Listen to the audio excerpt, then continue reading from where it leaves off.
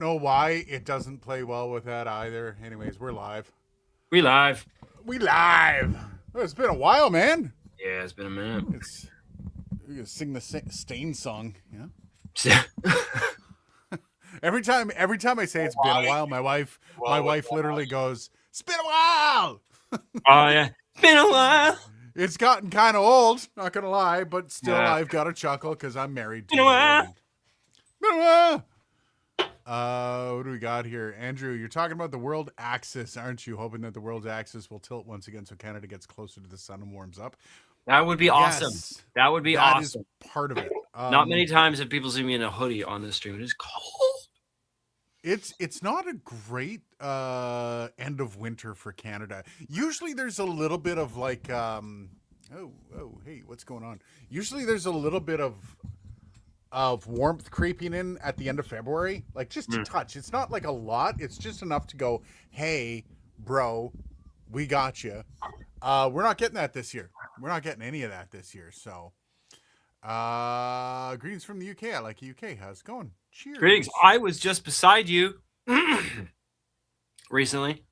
Yeah, no kidding. Yes, by the way, we just gonna get this off. We know that there's that Dylan has that weird status. Oh yeah, let's just address that right now. Just yes, we're aware. No, there's nothing you can do about it. Deal with it. And I don't.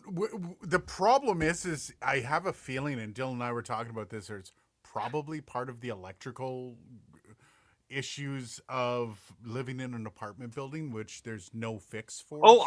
I'm on a voltage regulator, so that's a non-issue. Okay, well, yeah, I'm on. I'm at exactly 122 volts right now. Nice. Good. We're in a good spot. Right.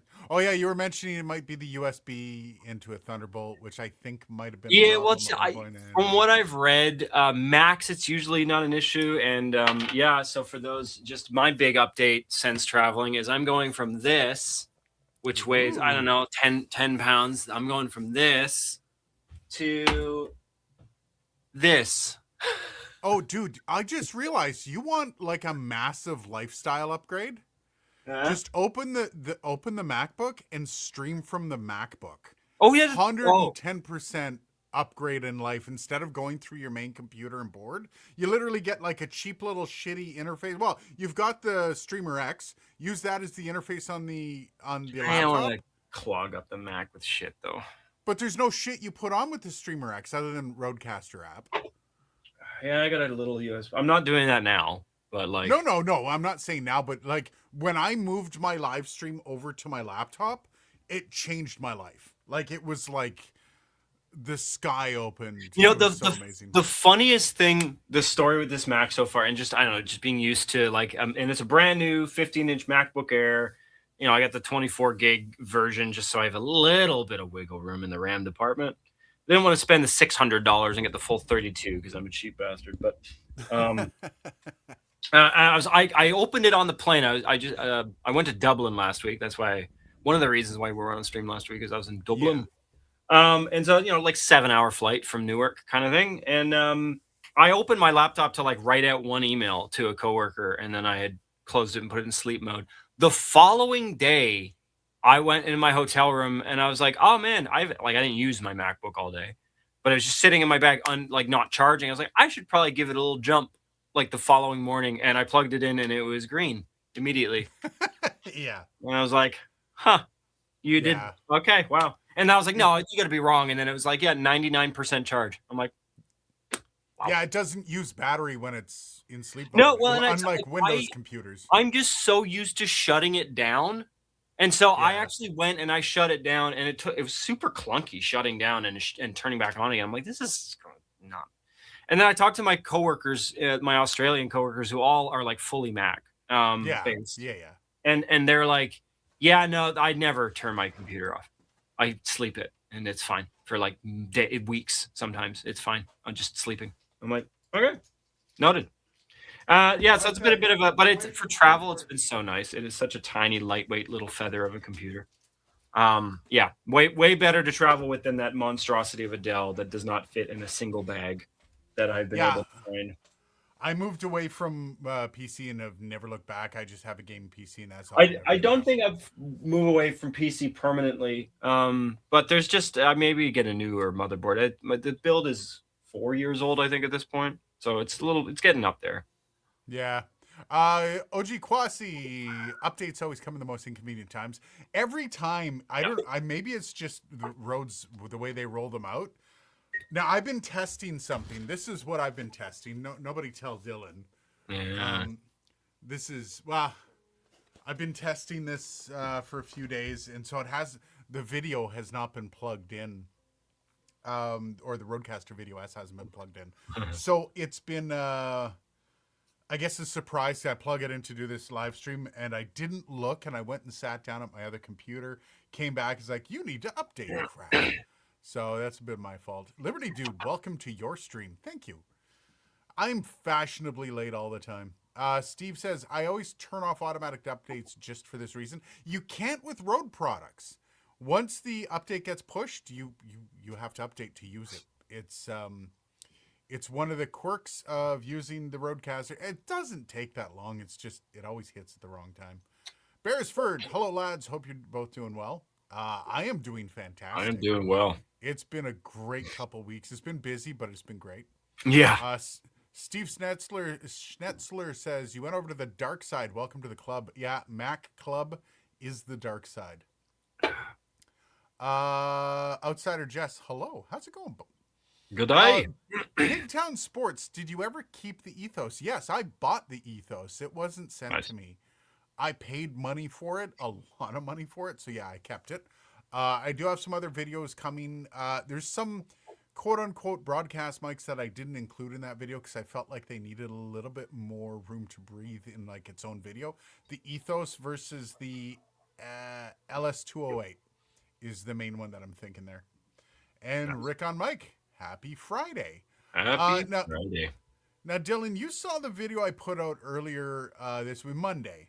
Yeah. I put out the video about the difference between dynamics and condensers and how they, whether or not one is better at the other at rejecting background noise. And this has been, I don't know if contentious is the word, because like very positive feedback with the exception of all the subscribers I lost from it. Like nobody disliked the video. I just had a lot of people were like, nah, I'm out. And that's cool. That's perfectly fine. But it has like had a lot of people starting to inquire about the cardioid polar pattern and polar patterns in general and how they impact that. And I've just heard back from a company that's going to be sending me a fun little mic that is going to allow us to play with polar patterns a bit. And I think it's going to be a really fun video, but did you have any thoughts on the video about off-axis rejection in general? Yeah. I mean, polar patterns, the Cole's notes on that is polar patterns are not, they change with frequency. Yes. They vary. In fact, we do this thing where we go in an anechoic chamber and we measure a capsule with a bunch of different key frequencies, like maybe 8 key frequencies. And I think I showed you a picture of one of those graphs, and the differential is wild. Just because of how sound moves through the air. And I think when we're looking at dynamic versus a condenser mic, what we're looking at primarily in difference, at least in terms of measurable differences, is frequency response. The frequency response changes. Dynamic mics are less sensitive to high frequency content, right? And so oftentimes there's the perception that condenser mics have better rejection qualities because, condensers have worse rejection qualities because they capture more detailed information, and our ears are more sensitive to high frequency information. 94 decibels at 250 hertz and 94 decibels at 3.5 kilohertz are very different things. Very different. Yeah. And so, when you're listening to a dynamic mics reproduce less high frequencies, and that includes the room tone content. And so it gives you this idea that they have a more focused sound. But then when you go and process them, I have tons of voiceovers that I've done with the SM7B behind me with the red light on, including recently. And yeah, it's that when you're recording it at dry, it sounds very focused. Dead. But Yep. that's because we're not getting any of the like stuff that we're sensitive to in that like 3 5K, 3 to 6K kind of area. And so it's really a question of frequency response rather than rejection quality. But again, the perception is that dynamic mics have better rejection, Well, largely because they are less sensitive in the area where we're most sensitive. yeah, and it's funny because like I avoided that conversation because I was having a hard time focusing the language around it to make it not like I'm talking You to mean the like I person. just tried to and failed horribly at? It's Yes. so hard to do because, and I just did a video on the Lewitt, the new MTP5 from Lewitt. It's this thing that just went out on Thursday. And one of the things these guys, and I didn't even plan this, but Lewitt has incredible off-axis rejection for the high end on this thing. In fact, when you look at the video and you see the cardioid polar pattern for this, and the reference guide for that polar pattern, I got her to send me all of the frequencies, and at 8K, it's like it's shriveled. It's like tiny in the middle of that, and it's because of that high end that's going to be slipping through your monitors and back in the rear end of your mic. So it cuts off those high frequencies, and it does it actually quite well. It's actually rather impressive. Well, and two, And I think another like I'll throw a little cautionary tale in there, right? Because we do a lot in measurements here. And we put together a little board a few months back to test out different op amps.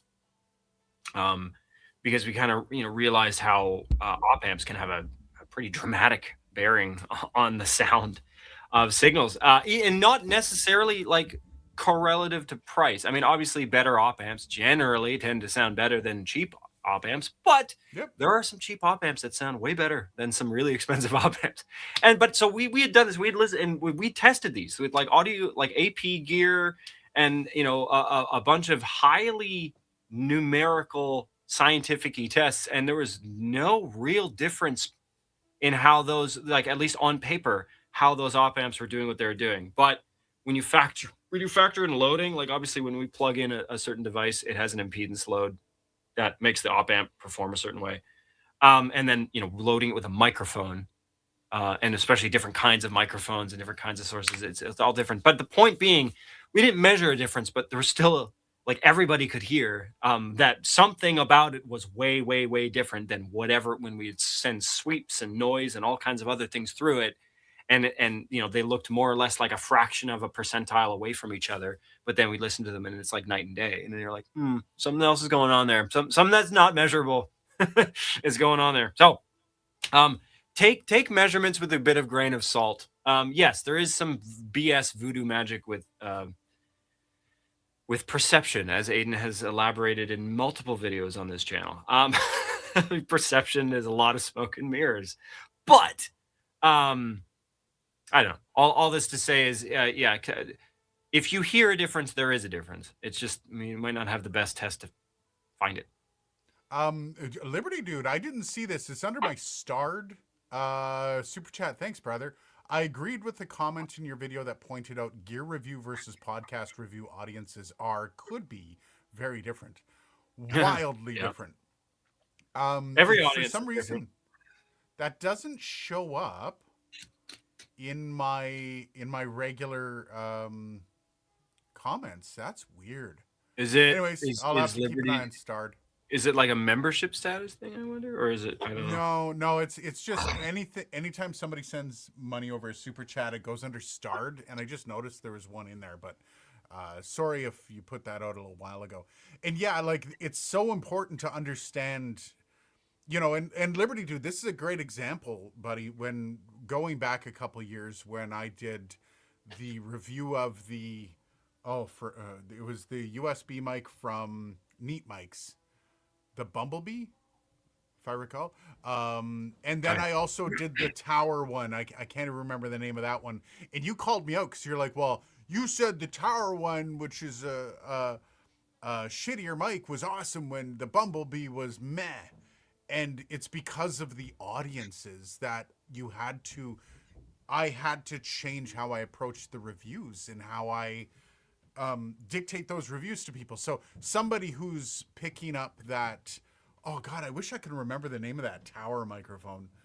Somebody who's buying that is looking for something completely different than somebody who's buying the Bumblebee microphone from Neat Mics. And those expectations have to play out in what I'm telling you you're going to want. If I compare every microphone to a U87 AI, they're all going to be shit, except for the NT1 apparently. So like the comparatives have to change microphone to microphone. Also audience to audience. It's not just the mic, it's the audience as well. And yeah, like it plays such a massive role. And when I figured that out, when I actually honed in on that concept and went, holy crap, I have to do every review differently and it all has to be kind of targeted in a specific way. This channel changed, and it changed actually probably for the better. But yeah, it was an interesting experience, kind of working through that in my head and realizing how much I need to target these reviews. Anyways, let's catch up here. My wife and child just got home. Ooh, that's a good one. I've been looking between these two mics. Guitar Center has both on good used sales. Nice. Oh, okay. Thanks, Love Bug. I got me a. What is this? What is this? Chocolat Favori Blizzard. Ice cream. Chocolat Favori. I know Chocolat Favori. I've done Quebec, spots for Chocolat Favori. Yeah. So, if you're looking between those two microphones, I'm gonna eat on stream just to be a jerk, eh Dylan? Oh yeah, you fucking jerk, yeah. If you're looking between those two mics, LS208 is gonna win for me. Check. All right, Aiden. Yeah.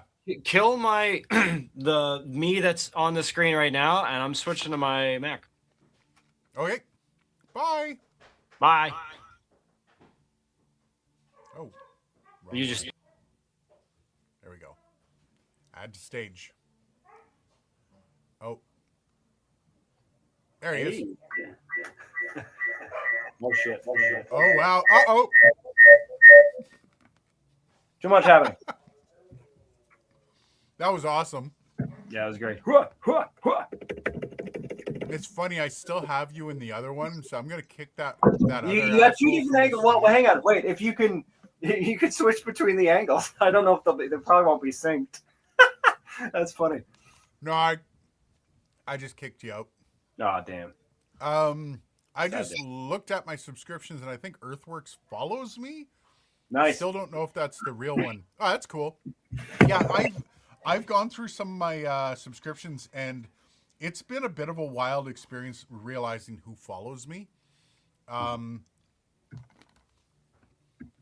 you mean like Peter Friedman AM of Friedman Electronics Group, Rode Microphones?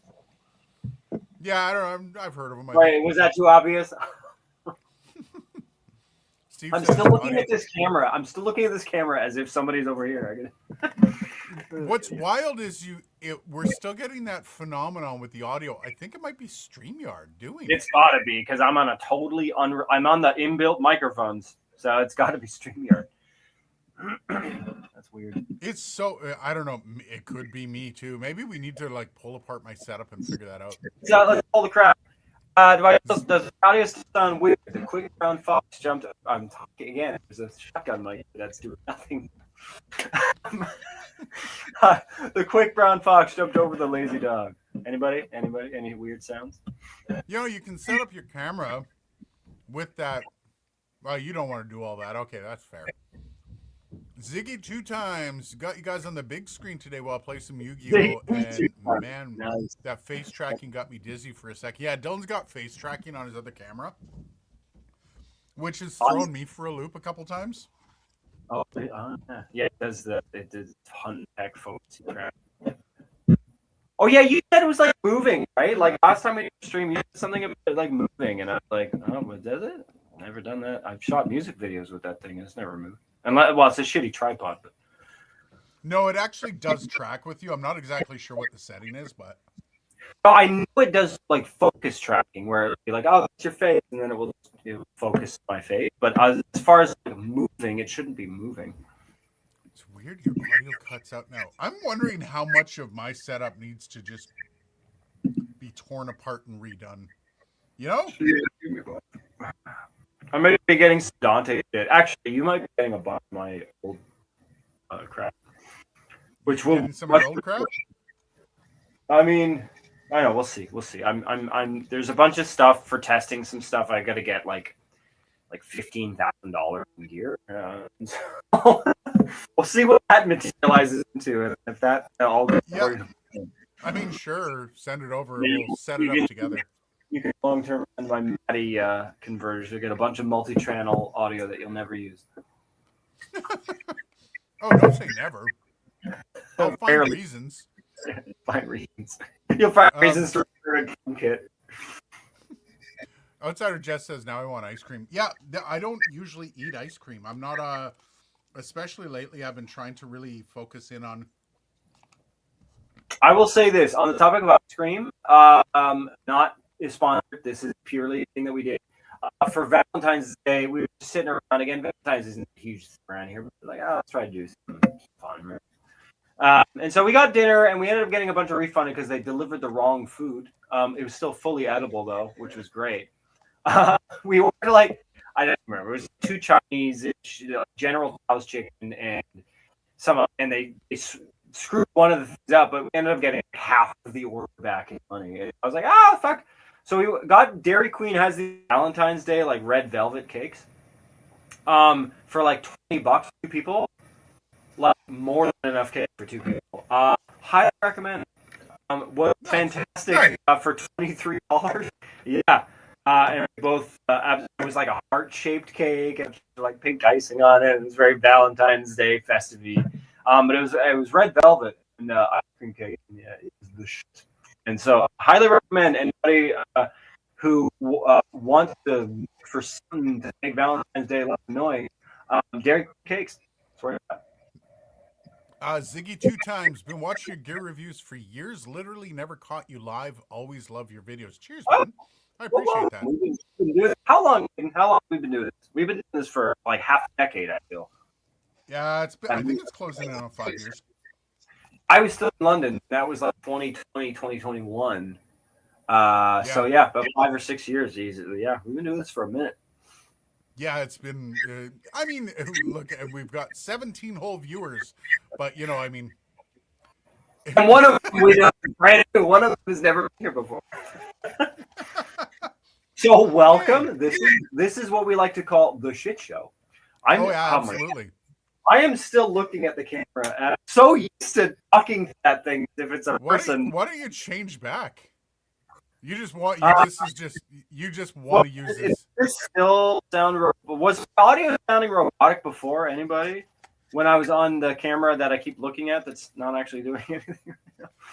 It wasn't sounding robotic all the time. It just has this phase in and out of some. I'm gonna dodge out of here and come back on the prop because I keep. You got to rejoin with the other camera. Lovely relationship with a Nothing Burger. So I will be back. Working with Mackie, does Dylan know if they're planning to keep making Rodecaster type competitors? Rode sucks on my Mac. I can't answer that. Dylan wouldn't be able to answer that either. Sorry. That's one of those things where there's certain privileged information that comes along with being in this role. And Dylan's role specifically with privileged information. Okay, see, now I can't hear shit. Hang on. You're there. I see you there, and I'm live. What's going on? We're back there. Headphones? So yeah, Dylan wouldn't be able to tell you much. Can you hear me There now, you are. Dylan? Yep, All right. I hear you. So Ziggy asked, and I already, just in case you're wondering, I already answered that it would be kind of privileged information. I can't give it out. I don't think you can either. Ziggy 2 times asks, working with Mackie, does Dylan know if they're planning to keep making Rodecaster type competitors Rode sucks on my Mac. Okay, hang on. Let me circle back to that. And figure it. Okay, let me see. Sorry, I was getting acquainted with things again. Totally different signal path now. My audio, I'm sure, sounds wildly different. Hopefully, if not, that's a waste of money. So okay, so repeat the question. Okay, working with Mac users, don't know if they're planning to keep making Rodecaster type competitors. Rode sucks on my Mac. Okay, one of those things noted. One of those things, anything and everything. That's it's a stupid answer, but that's what I'm going with because I don't know. Things are nimble. Things move fast. Things change fast. That's all I gotta say. When you're in these products that you develop, these are things that take sometimes years, right, to fully flesh out. And so, I mean, define competitors because like the Rodecaster is a bunch of different things. I think and so what Ziggy's referring to is the Mackie right, competitor for the the DLC Creator Access. Yeah, I mean, like there's no immediate plans, to my knowledge, to do anything other than what's already available for the DLZ lineup. I'm not a spokesperson. I can't speak to kind of the broader story, but I can say that like at this time, I am not personally involved in anything to do, but there's lots of stuff in the machine, right? This is a big machine. I am pulled into projects that require my guidance of sorts. You could call it, I guess. That's a weird word, but guidance, I guess. And so right now we're involved in a bunch of stuff. I'm involved in a bunch of stuff both on the Rode side and the Mackie side. But not immediately anything to do. Well, see how far you jump. I'm actually kind of curious. Okay.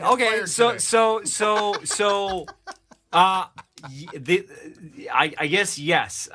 In a sense, yeah. It's funny. I'm going through my head. I'm like, well, okay, what could be considered? I mean, there's something that we're working on now that is like kind of a. Man, you know who watches these streams, right? yeah. We watch them together, man. It's a whole thing.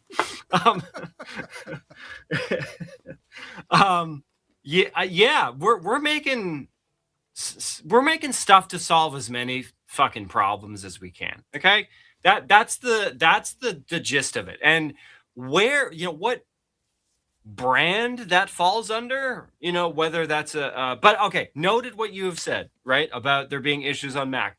I'll be honest, I have a new Mac. I haven't used any Rode stuff with my Mac yet, so I'm going to take that Streamer X over there that has been giving me a little bit of grief today in firmware updatey stuff, and I'm going to connect that, and I'm going to see, because I know there's a lot of passion at Rode for Mac, and as well as PC, but especially Mac. So it surprises me that there would be issues in the Mac environment. But I also know that there's some tweaking going on right now to a few things that are less optimal on Mac.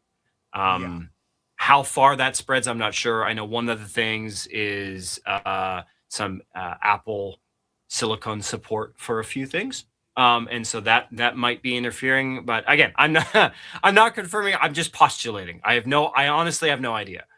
I love watching you squirm through this. It's absolutely amazing. But I'm trying to give a take, but also indicate where I am in this machine, which is in developing new products. So to that end of your question, we're working on all of the problems that DLZ solves. We're working on cross ecosystem solutions for those problems. All right. I'm going to leave that there. That particular one there. As far as Rode on Mac, I need to investigate. Okay. Because now I'm curious. I actually personally I prefer Rode on Mac. You should have made popcorn during that, man. That was epic. That was good. That was good. I'm sure Peter will probably. I prefer Rode on Mac just because you have less hoops to jump through.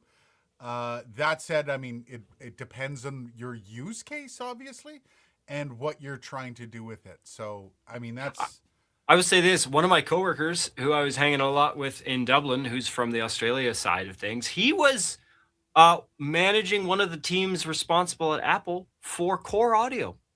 Oh, So cool. that's kind of cool. So I'm learning some things about Apple and just how thin and effective Core Audio is. That I mean, I already knew a lot of it, but there's a tons of peripheral stuff that Core Audio supports. Core Audio is just fucking. It just works. It just works. I loved, Yeah. honestly, my favorite thing so far is I had to look for an interface for a IP based audio protocol that we're doing some stuff to support. And I needed to find an interface that did this. And I love not having to like look up reviews, because I know on Mac these things just work. Like on Mac, there's no drivers. I don't have to like.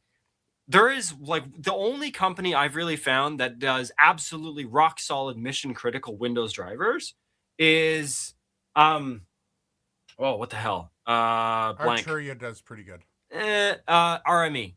That was what I was going to say. RME, RME. Yeah. RME But does you good. pay up the ass for it. And so now lots of companies make fairly good ones. One of the companies that does not is Antelope, from what I've heard. No, it's fucking horrible. It's so bad. SSL, on the other hand, SSL has gotten better. They're 12 and they're 2 and they're 6 and they're big 6. All of those, from what I've heard from people that use it in Windows environment, their ecosystem's gotten a lot stronger. But fuck, initially, I've got an SSL MADI card that is like 15 years old, and man, that thing frustrates the hell out of me. Its driver is the worst. All right, let me get through some of these comments because we're way behind. We're behind. That's my fault. Unleashed Jeremy Hansen, 1597, good year.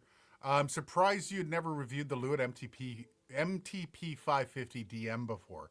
I didn't even know, and this is part of the problem with being in this industry, is I didn't even know Lewitt had handhelds, because there's so many friggin' mics out there. You just can't keep up. And like, I love Lewitt, the LCT 440, the LCT 240. But for me to do deep dives on a lot of this stuff is just, man, I love it. And yes, I would love to start using a little bit more of their stuff. And I'm starting to build a little bit of a relationship with them. So yeah, I'm actually like, I even like dip my toe and it's like, you guys want to do a collab on something sometime? Let me know. Because they have a great social media presence. And I would love to like, yeah, I don't know. I'd just love to mess around with something like that. Ernesto, my favorite tech. Let's go. Happy Friday. Cheers. Andrew, if you ever get a dedicated streaming studio and gear, you will lose half your show content and it will work first go. Yeah, probably. I'm thinking, so on that note, started to look at some property over the past couple weeks. I'm going into this with a partner. If you guys are ever curious, his name's Sean Sisk. Go give him some love. He's a photographer from Ottawa. He's the photographer in Ottawa. He is the guy that does all the bands. Like, he's the band photographer, the portrait photographer for radio stations. Dude is unreal at his job. But he needs space, and him and I have been chatting, and we're looking at a couple avenues. We're not doing this quickly, because we need to make sure this happens properly and this is right. And because when you lock into some of these, it's a 3 to 5 year commitment. And I'm cool for a 3-year commitment in the right place. But if I'm a year in and I'm like, God damn, I got to get out of here, it just damages my business, and I can't deal with that. So there's going to be a lot of research being done on this. And yes, when the time comes, one of the things we're really excited about is having a podcast / streaming space. And it's going to be named, it's going to, like, this is going to be the full, you can rent out this studio. I'm gonna be honest, Aiden, like I never really thought about it much, you know, going into COVID and how, you know, telecommuting was now the norm and everybody was doing it. But how different, like, an in-person stream, I still in my head go back to that one that we did in my living room with the RCV, which I was actually talking to one of the guys that was one of the road fellows that was on that stream, and just how different the energy was and how much better it was, and how the only reason we don't do that more common is because it's a pain in the ass because we're Well, not in the same place. But if we're working in the same office space, then whatever, once or twice a week we can happily at the end of our day before we go home, like, do a quick thing. And it's so I noticed this way back at the beginning of COVID because I was on the radio and it moved to at-home radio. And me and my co-host kind of linked up something like this, and we broadcast. My IT guy was brilliant. He was one of the first to have an at-home station in Canada. But we noticed I got a new co-host, Jay Harrington, and me and Jay, we had met on it online, and we did our show online. And then all of a sudden, near the end of COVID, we're like, fuck it, we're going in. We're doing this. Holy shit. The show went from 6 to 10 to 11 to 12. It was so different. Like, our first thing we did when we got into the office, we walked into the kitchen and we found coffee that had been sitting there since the beginning of COVID. So it was like 2.5-year-old coffee. And we're like, well, we're trying this live on air. Put one in and we're like, yeah, we're doing 2.5-year-old coffee. This is our first bit. And it just, everything builds on itself, right? Like, interaction is so different when you're sitting beside people. So yeah, like, it is going to be a massive deal, and it's going to probably change the dynamic of this show, but it's also going to change it for the better. I'm quite curious to see how it goes. And having like two people not staring at their own shit, we're staring at the same thing. Maybe Dylan's handling some of the comments, throwing some of the comments over to me.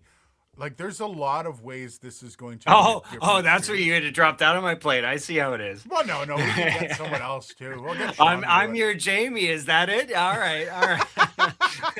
Fuck Oh, you. God. Dylan, something wrong. Fix it. You gonna get me in a Mackie Onyx too to make everything through? Ernesto, I have a Mac and the Duo sounds great. I do use Ecamm though. But yeah, with the whole concept of us doing a show from an office space, we're getting there. We're just making sure we do it properly. So I have the Mackie DLZ Creator and the Rodecaster Pro 2. I'm using the Rode. I think it's easier to use and the effects are better. That's Unleashed Jeremy Hansen 1597. Yeah, between the DLZ Creator and the Rodecaster Pro 2, there's a few things. Now, I still use the DLZ Creator XS. It has a little quirk right now that I've got to iron out, but everything here is Rode. Do you have a version? I've never actually used a DLZ Creator product, really. I've seen them, but I've never actually. Do you have a version of the DL? Not this XS because you're using that one, but one that you're not using. Big Chungus? You had a Chungus, didn't you? Yeah, I lent it out to a buddy, and I'm still waiting to get it back. Oh fuck! All right. You can probably. Do you want me to ask for one? Dude, I'm there next week. I'm just gonna steal one. I'll find one. And just say that you need to send it to me or something, and they'll ship one. No. I need to evaluate it. Like, that's part of my job. Like, how about let me do my job? Because like, I didn't ask for another one because this guy that I lent it to is a friend, quote, air quotes. And he wanted to start a podcast, and it was the only board I was willing to let go of because I didn't have it in daily use because it's too big for the desks. He's a big boy, yeah. And yeah, so like, I personally, everything around me right now is Rode. Like, everything. I've got the Video S, I've got the Rodecaster Pro 2, but it's also, this is all like its own ecosystem, and Mackie doesn't have that. So yeah, like, I prefer and I will Rode say this, as we well. are working on that. The ecosystem problem is something that has been discussed internally ad nauseum, and there is genuine commitment across everybody, across marketing, across engineering, across product leadership, we'll say, to make sure that stuff makes sense together. Yeah, it's so important too. And especially looking at like apps, like one of the first things that I said coming in was like, we have an app, a different fucking app for every product. That I don't like that. And so these are things we're fixing. Okay. So I'm saying these things because yes, they are noted past challenges. There's reasons why those things are the way they are. I'm not saying there's not, but it's being fixed. Clippy clip away. I love that. That's awesome. I thought wasting money was part of this profession. Which profession? YouTuber, Yeah. producer, or dude that works for Mackie and Road? Because, I mean, a little bit of all of them. Pete Bowden, hey, what's up, guys? First time catching a live stream. Quick question. Is the new 5th gen Rode NT1 noticeably different from the Signature series other than USB capabilities? And That's a good whatnot? question. As far as different, I don't know. No. I put the two side by side, and there are people that claim back, forth, and upside down that, oh, you can hear a difference. You're going to hear the differences you hear. The Rode NT1 Signature Series, I put up against a U87, and not a single person was able to hear the difference. Oh, that was the So- signature. Yeah, nice. Yeah, that was the Signature Series. That is a microphone that costs $150 ish, give or take. I forget. I think maybe. Yeah, 160. I will say this honestly. When people are like first condenser mic, some would say no matter what, I have a biased opinion. But even before I had a biased opinion, I would have said some version of the NT1. Yep. As far as bang for buck, you get great performance at a reasonable price. You get something that looks good, that you can show in a video. The NT1, any version of the 5th gen, even the fucking 1st gen. Although Yeah. obviously 5th gen it would be better. But and even aside from that, like I've got well, you heard it, Aiden. I've got a set of its sort of bigger brother, the NT2A, which is like a lot of the same shit. Yep. In a mid-side pairing on a 12 string, and it sounds fucking gorgeous. And so, there's lots of great mics that you can get by a lot of different companies who make a lot of different cool shit. Neumann, Sennheiser, obviously Rode. One company that I personally love is Vanguard. Vanguard makes a mid-side mic that you can adjust and make it XY and whatever. It's two condensers attached to each other. I still fucking want that mic. I'm gonna buy that mic. But it's also important to note that, like, when you look at the way Rode reiterates, so they've reiterated the NT1 6 times. I think the Signature is the 6th one. So every time they reiterate it, they tweak it. And there are some really, really smart people tweaking those and making little updates to the signature, the sound signature of the microphone. And I like I said, I put the Signature Series up against a U87, and that should tell you enough. Like, but dude, it's funny. great video. You say like, oh yeah, they iterate, they make, and so yeah, product development, even if it's not the same product, is an iterative process. I'm in the middle right now of iterations of several products that are heritage products. These are products that have been around forever and might have like 3 or 4 different versions in the market already. Someone's going to be like Googling like all Rode products to try to narrow down what I'm talking about. But the reality is if it wasn't that, what would you be doing? Because like, giving a facelift? Like, I mean, it's funny. Even you look at Mackie, the hell was it? The SRM line of speaker, the original SRM 450 came out in 1999. There's on like the V class, I guess constitutes version 4 now of the SRM line. And you look at it in between generations and they went from gray plastic to blue plastic to black plastic, and then they changed the grill. No.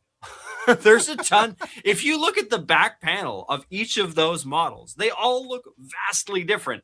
They're all offering more features. The amplifier technology is different. Like I believe the original SRM 450, the LF driver was Class G and the HF was Class AB. Then they moved to like a Class D design, like a high response design. I don't know. When you iterate on product, you have to change more than just like what it looks like. You have to actually think, what do people like from our perspective, what sucks about this? Like what could totally be made better from the customer's perspective? Like one huge part for me of iterating on product so far has been talking to support. Literally, like the most obvious thing is, hey, what do people complain about? Oh, damn, they don't know what that knob means, or oh, damn, they don't know what that button's for. Okay, let's fucking kill it. And so, yeah, all of those things are part of the iterative process. And some of it is us learning our own engineering and us learning what's possible and what's doable. And the other part of it is customers telling us what sucks. So yes, if you buy something and it sucks, go on the site you bought it from and make a comment, because we will read that comment at some point. And so, yeah, I don't know, 100%. It is an iterative process, product development. You're always learning, and sometimes you're relearning because somebody left and they took knowledge with them, and then somebody joined it, and then you relearn certain things. It's quite funny, actually. Yeah.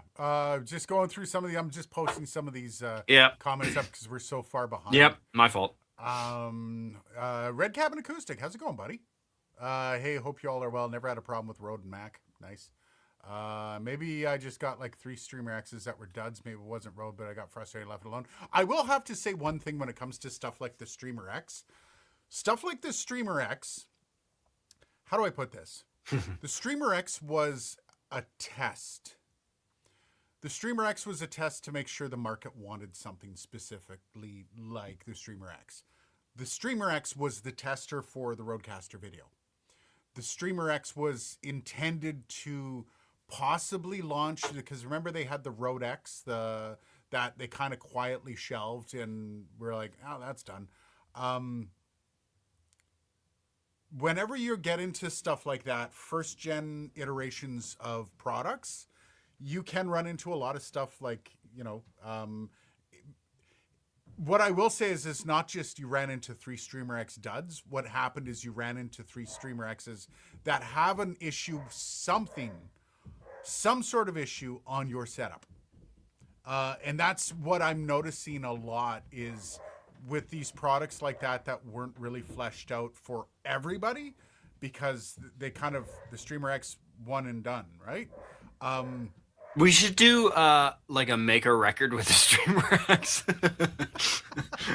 We should We'll just shoot videos with it, everything. yeah, using the one capture Yeah. port. OBS, baby. We'll shoot it through OBS. Fuck my life. That would suck. I gotta move on. I had 3-year battle with Antelope. Oh, damn. I read a book. refuse to get into the ring, man. There's so many of their gear has so good use cases and specs, but I've just been like, no, the support is terrible. Yeah, so even Thoman had to get in, step intermediate. Oh, Toman, shit. Toman, however you say it.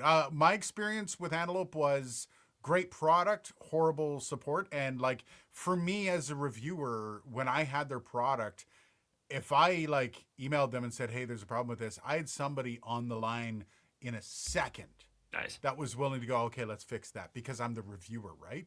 So what I did was I called them during my video. I had the ZenQ as well. I called them during just as a regular, and nobody answered the fucking phone ever. And it's like, guys, you realize like you have to answer the phone, and I included that in the video, and they never worked with me. They've never worked with me again, and it's like, well, that's one of the parts of being a business is having support, right? Like one of the reasons I love Rode products and I stand behind Rode products is every time you email them a problem, there's somebody there to help you with a solution and to work towards a solution for you. And I know there's some people that have had negative experiences, but that's going to happen. That's the 1% of people that own Rode products. Yeah. Anyways, Well, I use and Rodecaster Pro 2. Oh, sorry. I was going to say, consider too that just as like a footnote to that, one of the issues, like almost everything in a company is scalable to some measurable degree. One of the hardest things to scale is support. Because you might think, well, just hire more people. It's like, it's not just about hiring people. It's about those people now having to download into their brains every possible problem that could go wrong. Yep. And so you get people in support that are long timers that know the products in and out, and every little issue they have documented. And then somebody joins and they have to, like, it's not a linear, just like, oh, just throw more people at it. It's really hard to scale support. And especially when you start dealing with different time zones, and broader ranges of product, like when you try to, like consolidate support into like, all right, you're going to handle all of this portfolio of things and you're going to handle all, like, it's hard. It's not impossible, but it's an ever improving enterprise supporting technical products. I don't know how Shure does it personally, but every time I've called their support, I've been talking to an engineer. You talk to somebody in the warehouse. Like, it's yeah, great. like you talk to somebody that interacts with the microphones daily, has worked on the microphones, has built the microphone. I talked to one guy who I helped with the SM7B, the 1990 whatever version it was. Like when they went to SM7A to SM7B, he was a part of that. And that's the guy I got on the support line. Like that's a company that's like, we're all support. If you've Shure product, you're support. You know what it is? It is the company basically saying to their product leadership department, in a sense, and their engineering leadership department, like, hey, if this doesn't work, you're stuck dealing with it. So you better make sure that whatever we design and whatever we are putting out works well, because if somebody calls in, your day is getting chewed up talking to them. And you know what? That's not a bad strategy. It puts a little bit of onus, like, hey, you want to deal with headaches? Make a stupid product. I dare you. I dare you to make a stupid product. If you want to have a dream of a day, make something that works and people don't have to ask questions about it. All right, going through here, Linux. We got a smart, but not the brightest crayon on the box. Hey, me too. I was going to say, they're talking about me. I can tell. We got to go in a second, but Andrew has a great question. I'm curious what your answer is going to be here. Question: what audio standard defined or broke audio for a generation?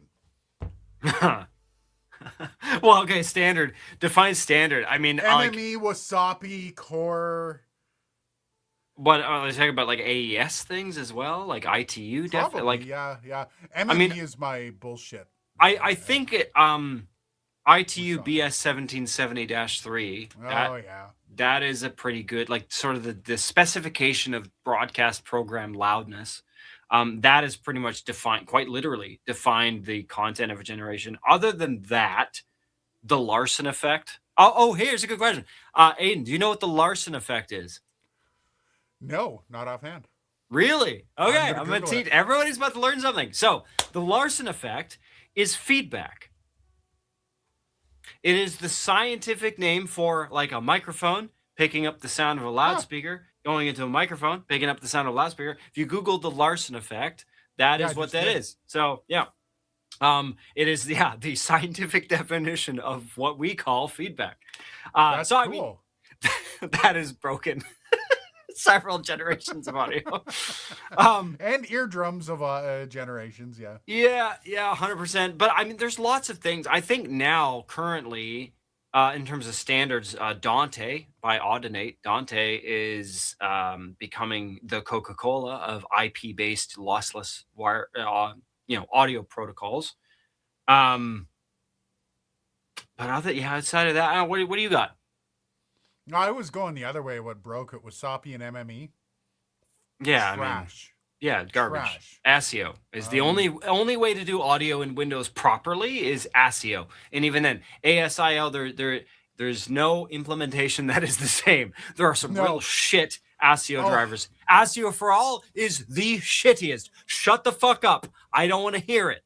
ASIO for all. This is what I've gone through with a lot of, like, companies and proprietary ASIO drivers, is like just setting them up in a specific way in your DAW. Why does it do that?